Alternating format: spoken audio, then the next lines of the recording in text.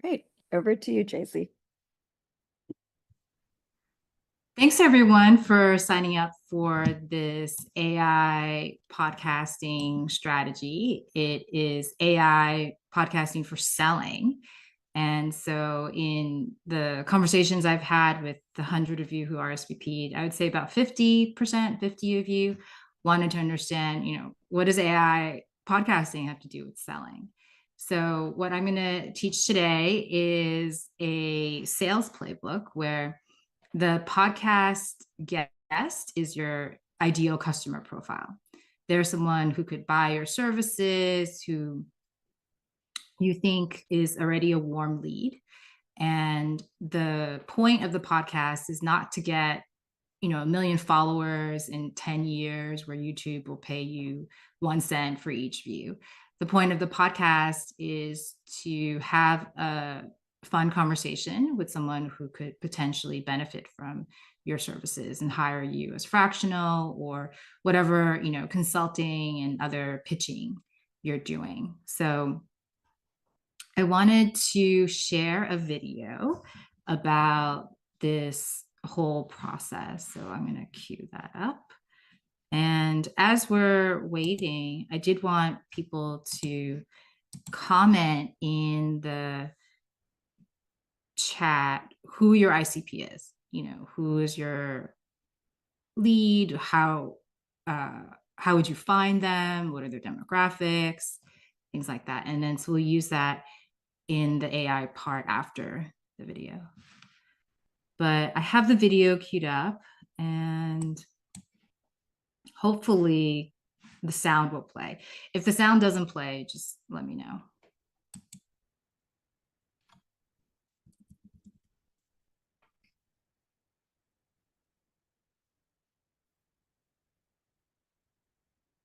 No sound from my side. No sound? Yeah, no sound. Yeah, no sound.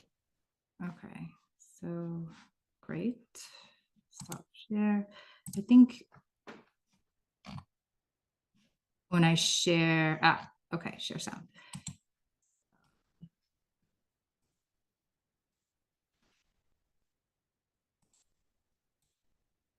Hate selling this. Did you hear that? Okay, Yes, figured that's it out. Thank you so much. This almost never works. It's a little louder, though. It's kind of on the quiet side. Okay. Hate selling this AI class is for you. Imagine a new approach.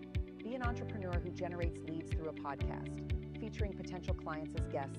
No begging, just shared problems. Give the gift of fame for free. Your prospects will engage, sharing their goals, hopes, and aspirations. A 50% take rate, no cold calling. Join Podcast Boss, a new course by Callmejz to learn AI shortcuts for podcasting. Spend only 2 hours a week and fill your pipeline for months. In this 2-hour class, network with entrepreneurs, create, edit, and market your podcast. By the end, you'll publish a podcast and receive valuable feedback. First class is on February 19th, 9 a.m. EST. Limited spots available. Don't miss this chance to grow your business and enjoy selling. Sign up now.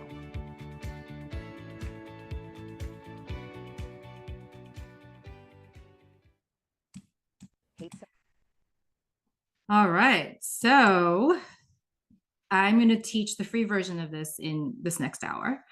And my point is that on the podcast, you'll have your ICP. Before the podcast, you'll talk to them about what they want to talk about and do a qualifying call. And then after the podcast, you'll have about 5 minutes to sell yourself again. Remind them of your services, remind them of any problems that they talked about on their podcast and how you might be the solution to that problem. All right, so let's look in the comments. And your ICPs are universities, real estate brokers, early stage founders, CROs, agencies, and academic advisors. Okay. Well, since two of you are looking for universities, let's use Microsoft Copilot to find where your ICP is already engaging with other podcasts so that you can find your ICP, but also figure out what kind of podcast you can have in competition with other podcasts. Oh, an ICP is a ideal customer profile. Thanks for that question, Laitan. All right, I'm going to share my screen.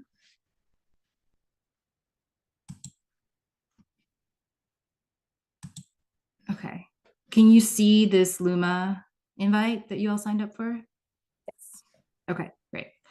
All right. So in Copilot, which is free, Microsoft Edge, I'm going to ask what podcasts are university? Is it professors listening to? I think it's professors. So this will scour the AI land, but also like SEO, and tell you the professor is in, more or less. So it seems like professors listen to podcasts about their topic, but then also about higher education in general. So you could create a podcast in a topic or about higher ed in general and target the same people that these podcasts are targeting. And you can have these podcasters be on your podcast. So I think the main mistake that I've made in selling is to connect with too many people who are just like me, like not my competitors, but people who I feel like understand what I do from a product perspective, understand what I do from a growth perspective. And it's very tempting because, we all sing the same song. But through podcasting, I've really learned to narrow down that ICP where I still connect with my potential competitors, but only if they can teach me something that I don't know. So if they've already started a podcast, I want to learn from them. If they have a revenue pipeline playbook, I want to learn from them. But otherwise, I avoid podcasting my competitors. So let's say you're going to start this higher ed podcast about, let's say, teaching AI at a MBA and college level. And so the next step is to come up with a website. So Karina, let me know if I am violating the terms, but I'm just showing my website as an example of how people should set up their podcast website. So Okay. from my website, you can go to podcasts. And so you would create your own website, and the website would have all the episodes. So I've had, more than 50 in the last year. It has been really fun, actually not very hard to get here. And the website should also have a could this be you? So for your ICP guests, this is the question that they're always going to answer. I always ask them, as an AI founder, do you talk to users and build features for your users? So this keeps it really simple for me. I always ask the same question, and it keeps it really simple for my guests because they know what to answer. They can look at past podcasts I've done and figure out how they're going to answer in a way that is consistent and helps them sell. So we've got this website, and then moving on to the pitch. So Karina, I'm going to share my LinkedIn just because this is how I reached out to my ICP. My podcast is only about AI video, and Andy is a product leader in Adobe. I think he was acqui-hired. So his company was a social media software tool that Adobe acquired. And so I asked him, do you want to be on my podcast? I just shared my website with him. And it wasn't a lot of cold calling, wasn't like, 10 emails in a drip funnel. He just said, we should be good to schedule something mid-June. It was that easy because a lot of people think that they can't get these enterprise clients, or, what excuse do you have to talk to these enterprise ICPs? And this is your excuse. He was relaunching Adobe Express, and he needed as many eyeballs as possible to make the launch successful in the beginning. So he said yes, and still all free. Now I'm going to show you the planning call that I had with him. In my free calendar, I talk about I show all the dates where he can book the planning call with me. And I talk about the price. It's free, but I also talk about who my audience is, what the 50 episodes I've done have included in terms of companies and ICPs. Talk about the discussion. I'm going to ask you one question about AI and if you talk to users when building your AI software. And so he scheduled the call with me, I think like the next day. And so on the call, what you're going to do is talk about the title of his podcast. So I have a podcast with Henning, who did a Lunch and Learn, I think, last time. And he's going to be on my podcast. I'm going to be on his podcast.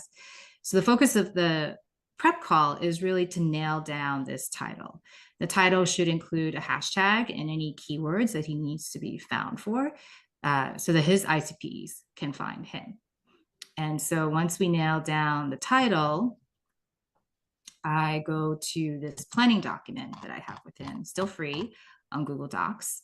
And so it includes his content, which is, the words for SEO, the title we just came up with. Later on, I'll update any agenda items if he wants to change that one question I always ask. I'll talk about the streaming, there's a contract, my marketing channels, and a referral. So if he gives me a referral, in addition to himself being my ICP, if he refers me to someone else, I'll give him like 10%.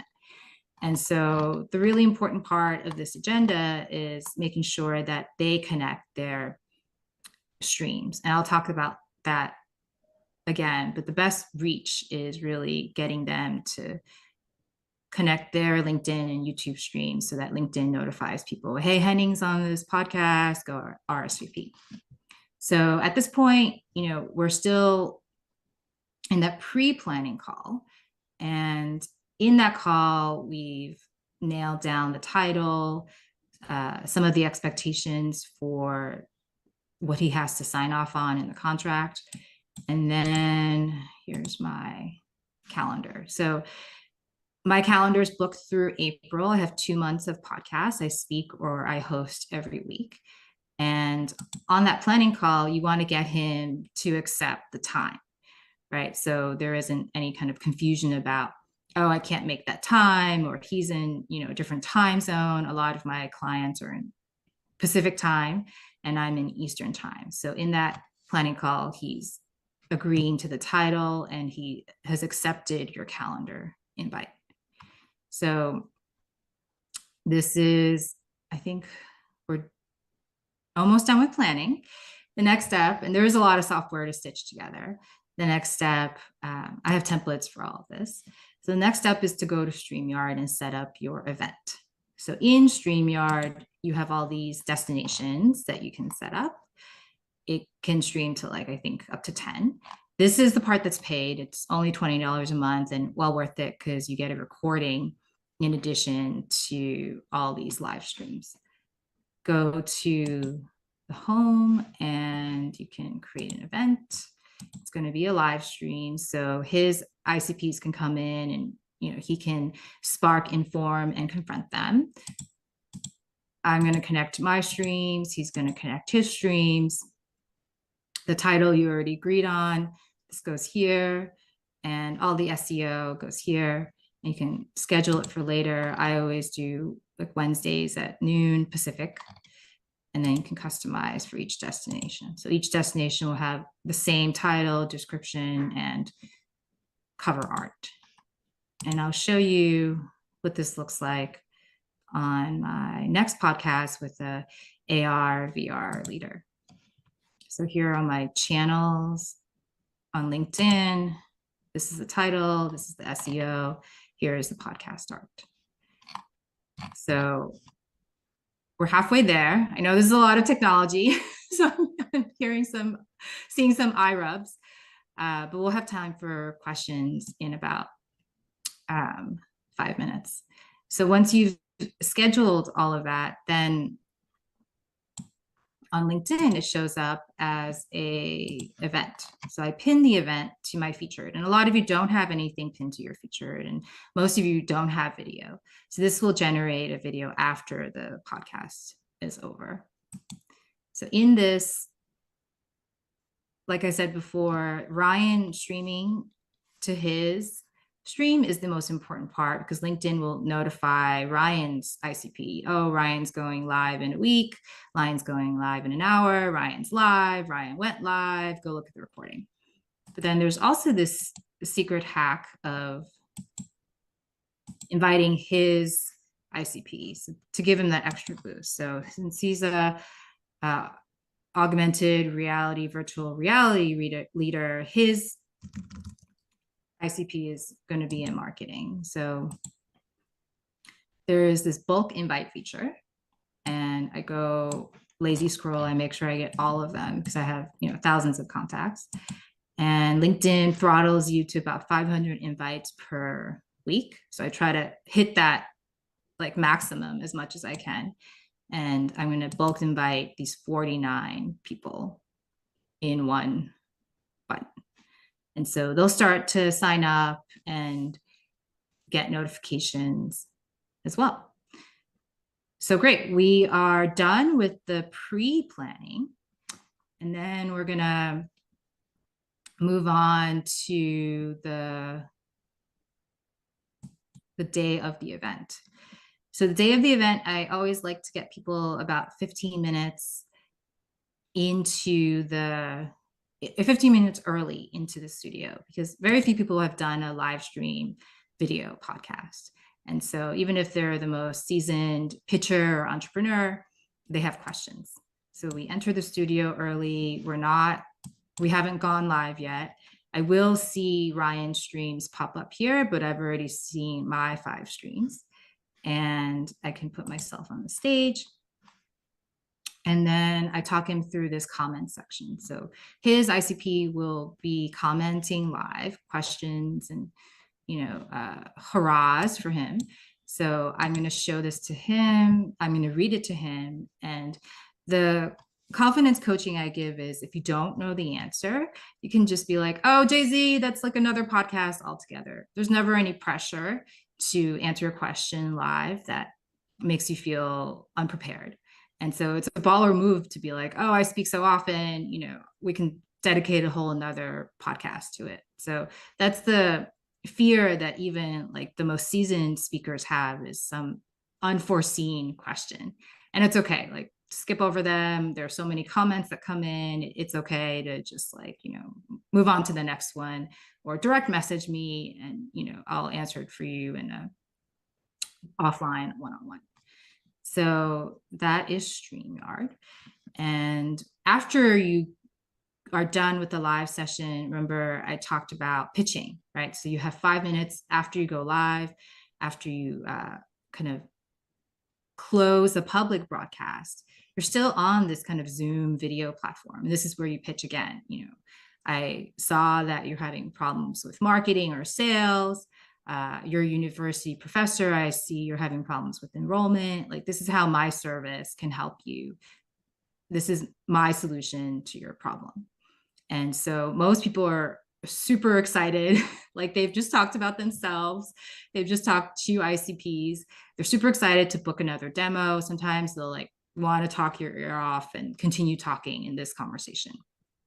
So book those demos, book those follow-ups, like offer a referral fee, like continue the conversation with this very excitable and warm lead at this point. All right. So I think at this point you could be done, but a lot of people want more. So what happens after this point is that you can go to these AI video editing tools. So there's, hundreds of them. I've qualified, I would say like my top 5. And Minvo, they were on my podcast last week. So it's the fastest editing speed. This is a podcast I did with John Arms, who teaches fractional at Voyager U. And Minvo cut the podcast into, I would say, like 20 snippets.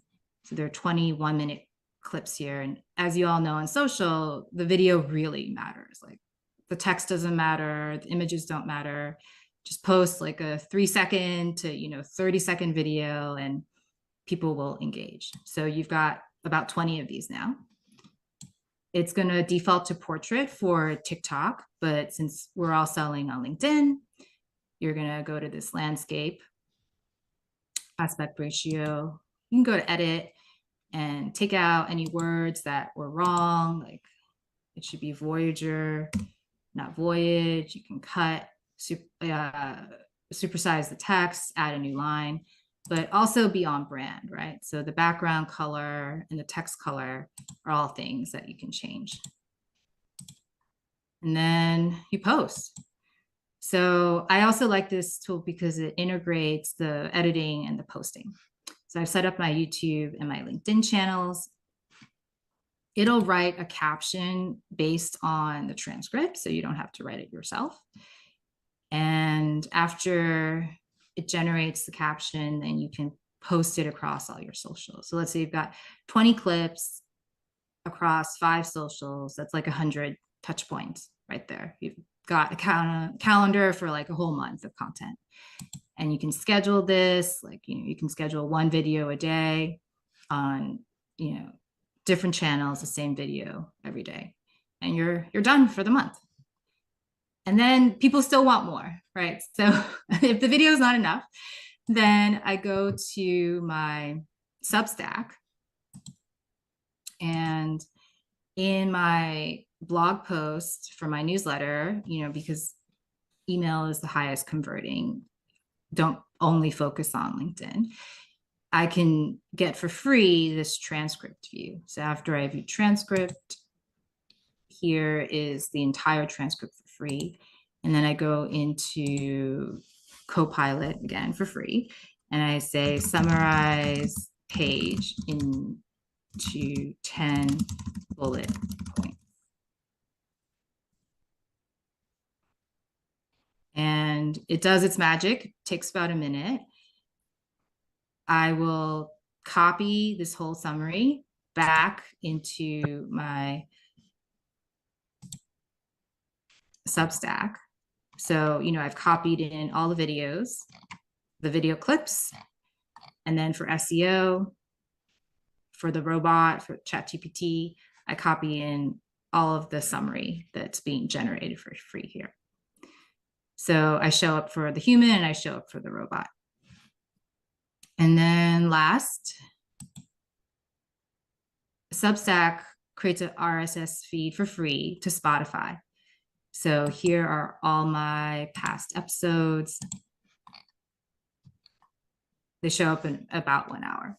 So now you've got, all these different users on all these different platforms. And you look like a professional. You look like a thought leader. You become an equal to all your ICPs that you're pitching. They will ask you to go back on your podcast, and they will ask you to have a demo and book the next call. So it's really a fun way of giving before you take, of having that really intimate and high energy conversation with your target customer and your prospects. So I think that's the half-hour mark. So we have a whole hour. Karina, should we open up for questions? Sure. If anyone has a question, please raise your digital hand And JC, there was also questions in the chat. But people, why don't you just come on, raise your hand and you can ask them instead of JC having to read through everything.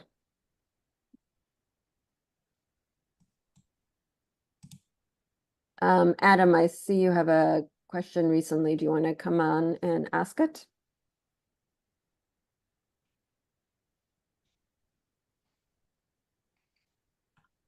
Okay, Bob, why don't you go ahead? Alrighty. First of all, I've heard webcasting and podcasting conflated. What's the difference between webcasting and podcasting? Oh, I think there could be a couple things. Well, let me ask you, what is webcasting? Because I actually haven't heard of that. Webcast is when there's video. Podcast is when it's just audio. That was my interpretation of it until recently, when everybody's just started using podcasts for everything, including video. Yes. So traditionally, podcasts are long form. People like to talk for like hours and it's very deep. But now, because video is so much more engaging, a lot of podcasters are adding AI video to their old audio only streams. And so that's a way to revitalize existing content. But if you're starting new, I really recommend starting with like a video podcast. What did you call it? Webcasting. Webcasting. Yeah, because people like to see your face. It builds a lot of trust. For my clients, they usually have watched at least one or two of my existing video streams and they're like, I already know you. I know the glasses. Like it really feels like you. Do you think webcasting could be for you? I think for, people who are not used to being on camera all the time, they can be a little shy. So I'm asking if you feel like that's an option for you at all. Yeah, I mean, that's fine. I have no problems being on camera. So we can talk more about that later. We're having another meeting this afternoon anyway. So the other question I had was, do you need just the regular LinkedIn or do you need LinkedIn Sales Navigator to do what you were doing? Oh, regular LinkedIn. Okay, thanks. Yeah. And I think, people get freaked out. Oh, it's live, but like, we were on Zoom meetings like 24/7 for COVID, right? It's really the same. Okay. Great question. I think Cassandra's next, or Karina, how do you want to do this? Yeah, Cassandra's next. Okay. I just wanted to circle back to what you had on your website. I don't think I fully understood like what you were doing there. So I just wanted to ask about that. Like, what is this page doing? So this page has two main things. In the beginning, you're going to have the question that you ask everyone. Oops, I don't know why my mouse is flickering. So this is, could this be you? Like, I am a podcast seeking founders who gain paying customers by talking to users. So if you do any of the following, you can be on my podcast. If you're an AI entrepreneur who talks to founders, like I want to talk to you because I've talked to people like you in the past. Okay. And do you share this page with like people that you reach out to? Yeah, this is the first thing that they see. Cool. And then like one more question. Yeah.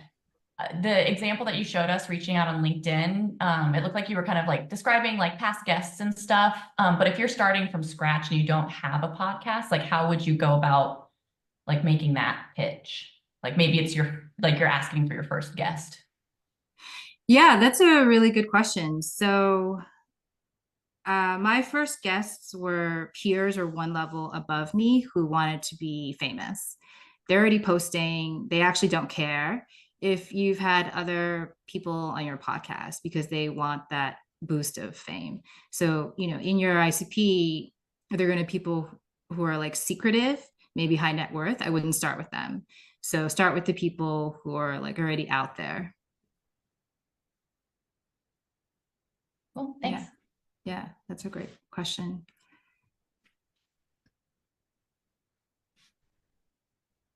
Torsten, I think, is next. Yes, great. Thank you. Really, really impressive. What do you do when you invite from your LinkedIn profile, if I saw that correctly, or from StreamYard, and you have all those contacts that you invite. Obviously, that is now your direct networks, which it belongs to your ICPs. What if none of your connections are actually the ICPs of your guests? And how do you match that up? So can they also invite people, or how does it work? Yeah, so as a guest, they can also invite people. So in the speaker profile, you'll see that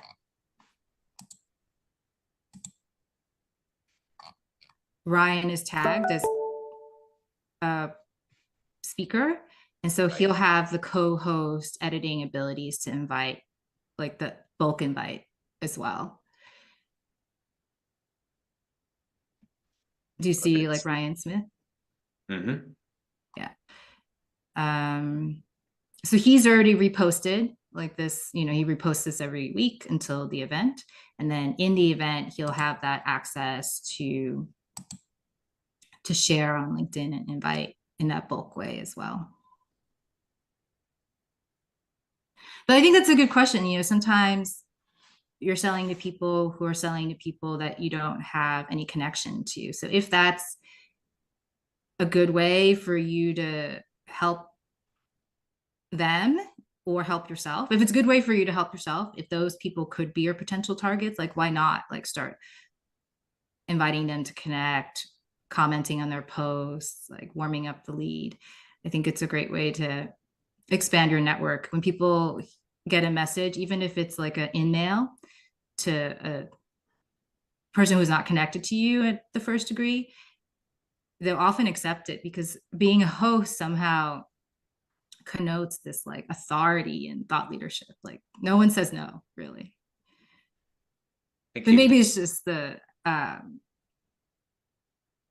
qualifying, right? Like making sure that they would be your target audience too. You're welcome. I think Ian is next. Yeah, I just wanted to mention that I'm mostly involved in very complex sales, which could take 6 months to complete. How applicable do you think this technique is to those kinds of sales? Yeah, so I've had salespeople interested in my class. And so for them, it's a way to build the relationship, I would say like a year in advance, right? So you know who like the big whale clients would be. And so you want to start getting to know them before the conference, like before the cold calls, like before any other touch points. Like why not stand out and make them famous? Because no one else is, right? Like everyone else is just like, buy my list of features, like, you know, take the call. So I think for a longer sales cycle, you have to have your like list very curated for people who want to be famous, who are going to be a main budget decision maker. But what do you think? Like, how do you think this? I don't think, I mean, I have not yet spoken to many of our prospects, but I don't think any of them want to be famous. I mean, they're academic administrators. They're the kind of people who like to fade into the background for the most part, unless they're trying to, you know, shoot for some kind of a higher position at their university. But my guess is that they're probably not podcast consumers in general, and especially not shorts and things like that. And just they tend to be very conservative overall. So I would probably, you know, if I was going to be reaching out to them, I'd probably prefer a phone call. Emails don't seem to work very well these days, and other kinds of online contact techniques don't seem to be working, including LinkedIn, are just not working as well as they used to. So my usual approach right now would be to find out what their phone number is and just call them, and then go for numbers. And I'm about to launch a customer research, you know, program, and that's the approach that I'm going to take. I'm not going to use email, not going to use podcasts, not going to use any kind of online forum. I might use LinkedIn groups, might use Slack groups to meet people, but I think the phone is the way to go now. Based on what I've seen recently. And also in our case, we need to connect with senior government officials. And again, they don't seem to me to be very likely consumers of these kinds of media. Could be wrong, but Yeah. that's just my guess. I think it depends on your audience, really. Like, right? So, like, what kind of service do you sell that the consumers don't? I mean, it's actually kind of connected to this in a way. I mean, we run an online school.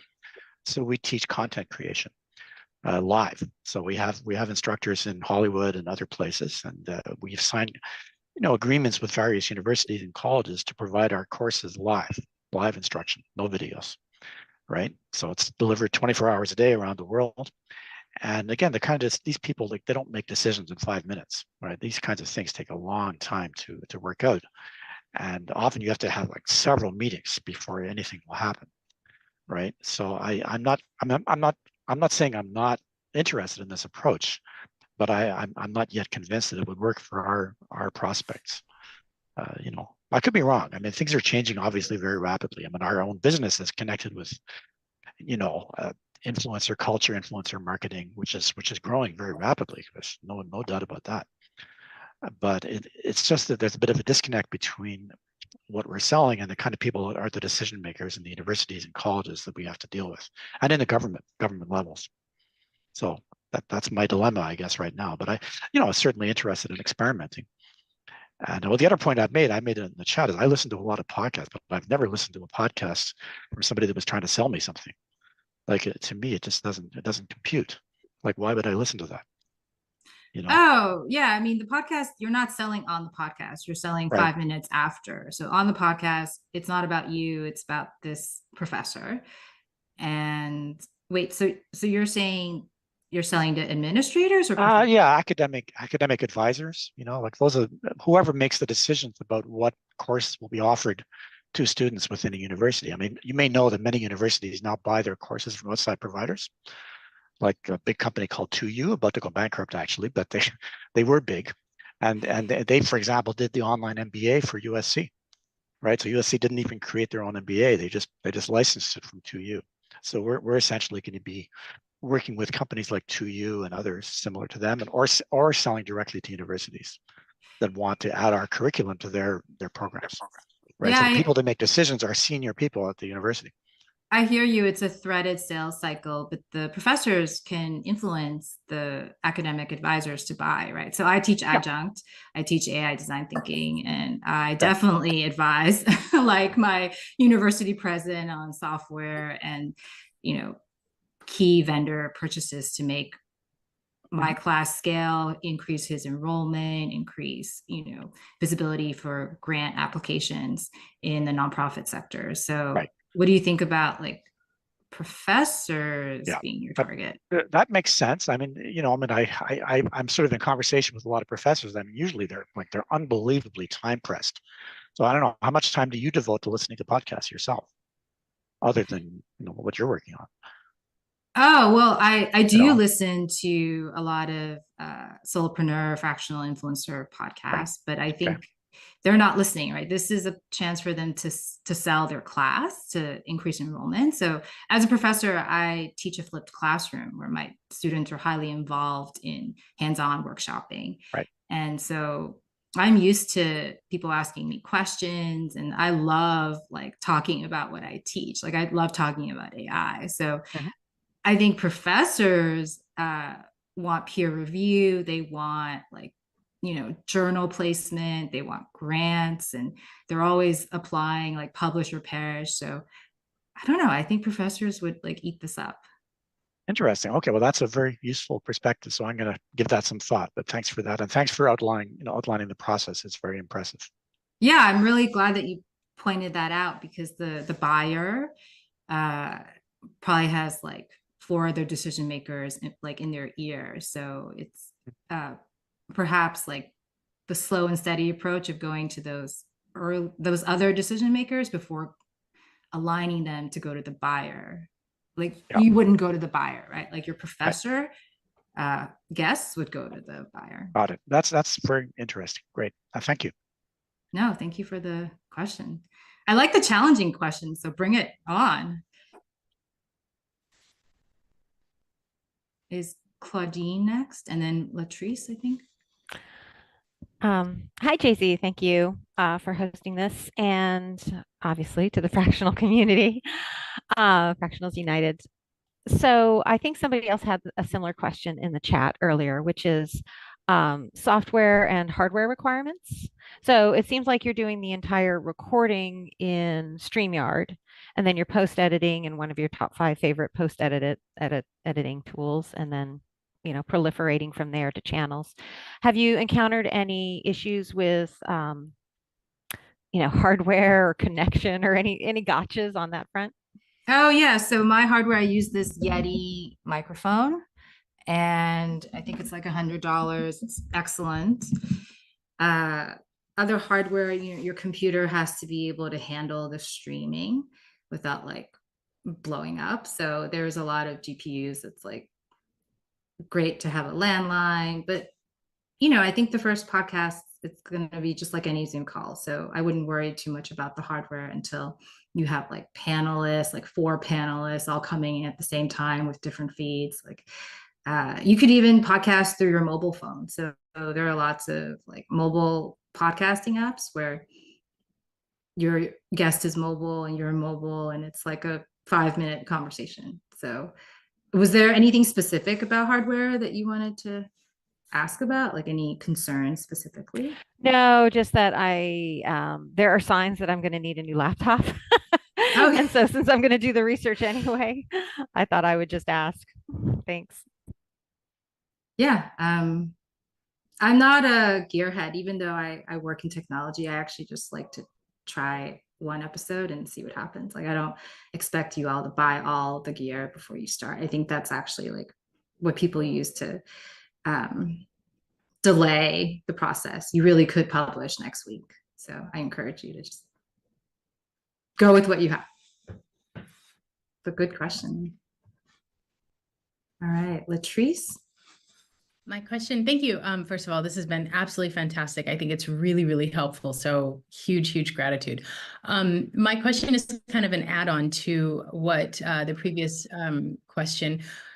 When you have the guests, how do you kind of navigate them through the audio quality? Have you ever had any issues with, their audio quality? Do you like, I was on a podcast where, usually I just talk into the machine or have like, a headset that I use, but one podcast that I was a guest on, they actually sent me like a headset, and I was like, should we be doing this? Like, what is your take on that? That seems very expensive, by the way, just for the record. Yeah, definitely. That's why that 15 minutes before going live is important. So StreamYard will play a sound and you have to be able to hear it. The guest has to be able to hear it. Usually I don't like send, people ask me to send the glasses actually before they ask me to like send the microphone. So I would say like any, like clip on, like not clip on, just like any, headphone is fine. I will say that closing all the windows, turning off all the beeps and notifications, not having LinkedIn open, not having any other tabs open, because you can definitely create an echo if you're running your podcast and the LinkedIn live stream simultaneously. So I would say it's mostly just about turning everything else off.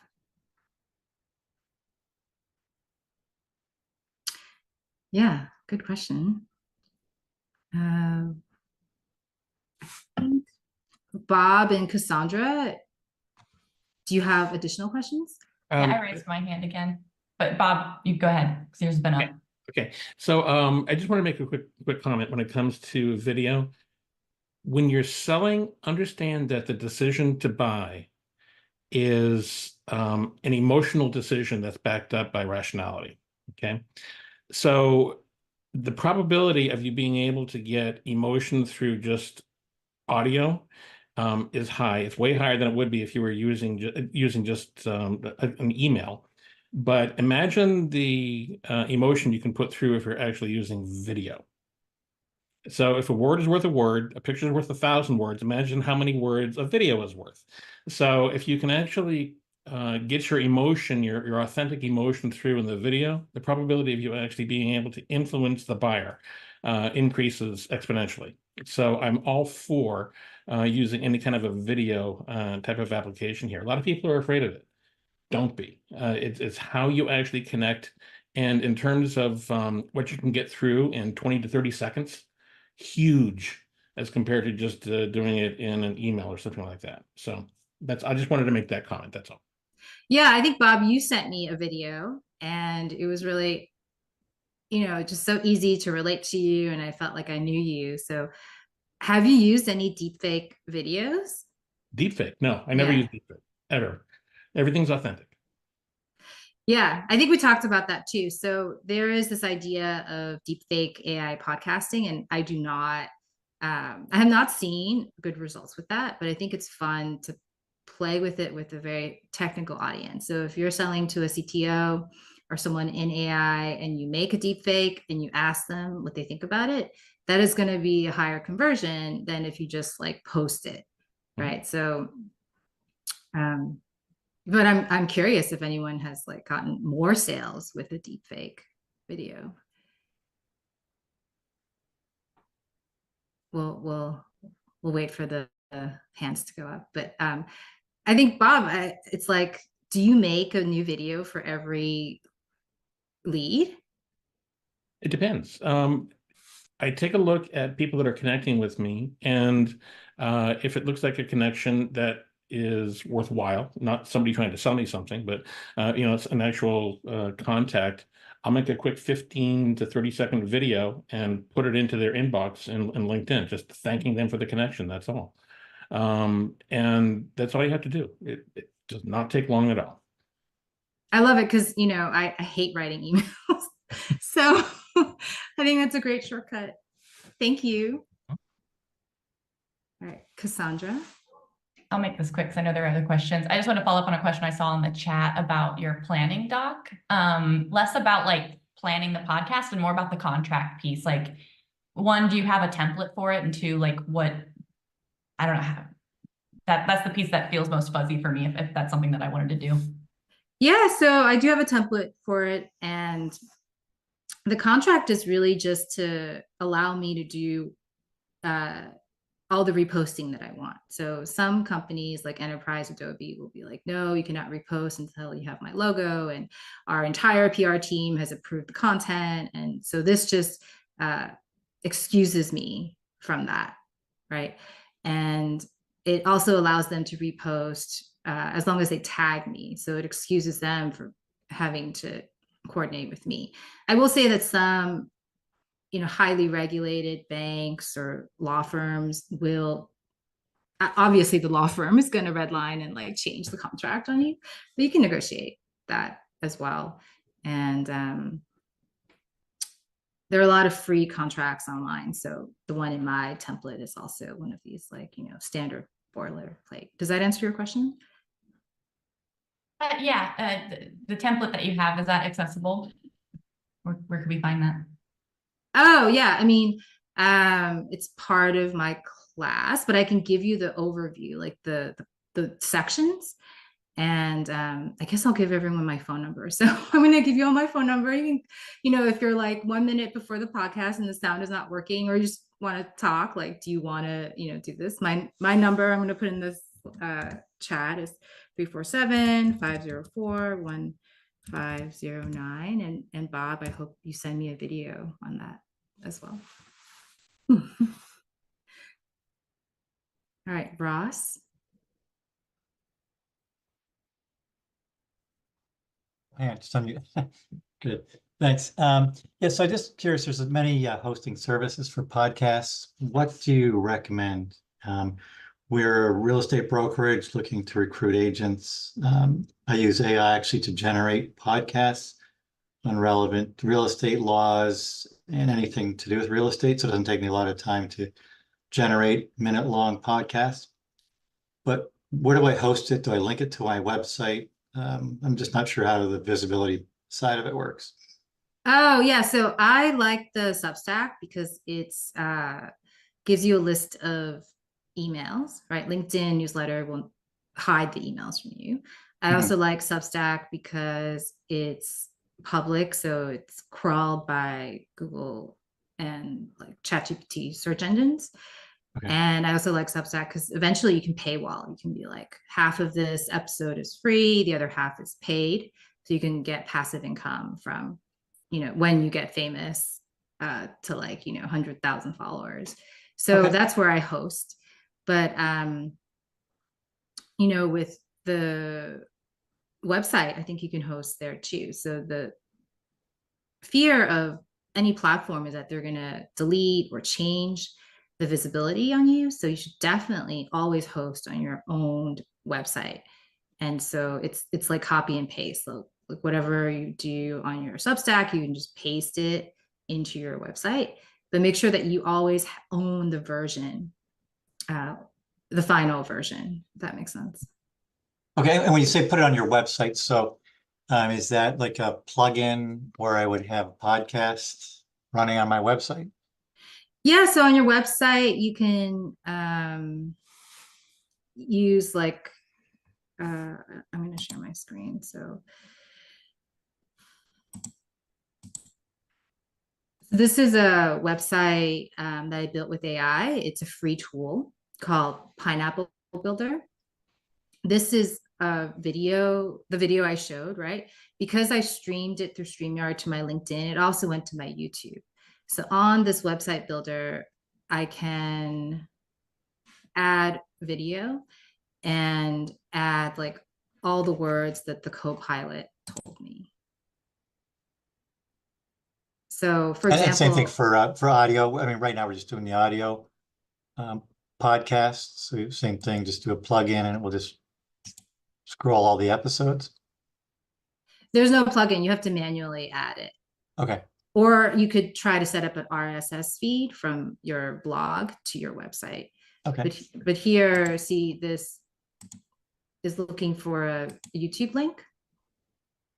So from my StreamYard, I can say in my past episodes, view on YouTube, this is the YouTube link. And then I can put it There we go. All right. Hi, JZ. Oh, Hey, Audrey. How you doing today? I'm doing awesome. I'm so excited about this sorry, podcast that's with you. me. Oh, great. I'm so excited. So sorry, that was me. I was like, where's that coming from? Anyway, so, you know, in this AI website builder, I took the YouTube link, I pasted it into here, I saved it, and now it just shows up on my website. So then underneath, I would like add a text carousel. I would take all of this stuff and in the text carousel, I would just paste it. Okay, cool. And then should I push to things like Spotify for audio, like this podcast? What other platforms should I have it on? Well, Spotify is probably the easiest. For Apple Podcasts, they make you jump through all these hoops. You have to have like higher resolution images. You have to have more episodes. So it's, I mean, diminishing returns, right? You have to focus on like your top 3 channels. So if I'm on 5 and I don't really focus on the last 2, 4 and 5, it's kind of a waste of my time. But yeah, Apple, Spotify, let me see on my Substack, they talk about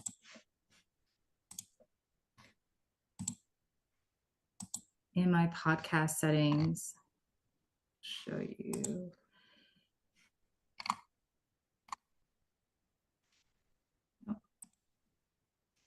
Here you edit your podcast settings, and these are the RSS feeds. So I have set up my Spotify RSS feed, but you can also set up your feed to YouTube, Pocket Cast, Overcast, Google Podcasts, Apple Podcasts.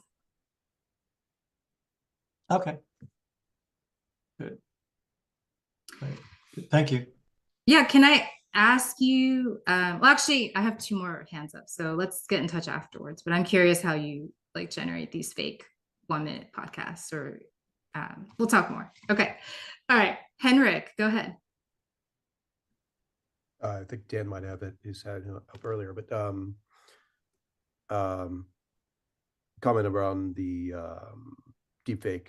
I've used deepfake voices and deepfake video successfully on webinars and podcasts or webcasts and podcasts, mostly for narration, because it's instant narration. It takes Yeah. like literally minutes to type in a script, pick the voice you want, literally any voice, like hundreds of choices of voices, or your own for that matter. If you lose it, you can literally lose your voice permanently or be dead and continue podcasting. That's literally the ability to do that. I fully automated my podcasts, but I was curious, aside from Copilot and Pineapple, what other AIs are you using for this process? Yeah, so Minvo is the editing tool, and then I was going to show you this rap that I did with AI, but I have to find it. So there's this Jay-Z. darling, yeah. Sorry, just a reminder, we only have 5 minutes, so just we will have to end on time because I unfortunately have a call right after. Yeah, absolutely. There's the darling of the AI world right now, HeyGen, and they are owned by 11 Labs. 11 Labs focuses on audio, and HeyGen focuses on video with audio. So I would say this is another deepfake favorite. All right. And we can, call me, we can chat on Slack, we can talk more. Dan, go ahead. Yeah, I was just going to ask what you're using for deepfake. So you use this AI powered video. What's the URL? Sorry, I can't see on my phone. Oh, Hey, HeyGen. And yeah, heygen.com, is that it? Yeah. And then there's also air.ai. I mean, there's like hundreds, so happy to chat offline and give you my list. Perfect. I'm curious, if the three of you who do deepfake, do you find that you sell more with deepfake? I didn't see a difference, honestly, of more or less sales. It doesn't affect it at all because most people don't even realize it's fake because it passes the Turing test. It doesn't sound like a robot anymore. It's gone much, much better in the last few months. So you literally can't, it passes the Turing test where you can't tell the difference between a machine and a human. What about Ross or Dan? I would say we're too new at it. I've got some automation to take news feeds, convert them into podcasts. The video side, just playing with it presently. Yeah, I think there is this promise of scale, right? With programmatic AI and programmatic advertising, you could just, put in your warm list, your cold list. The AI will spit out a video of you talking to each of those people as if it was you.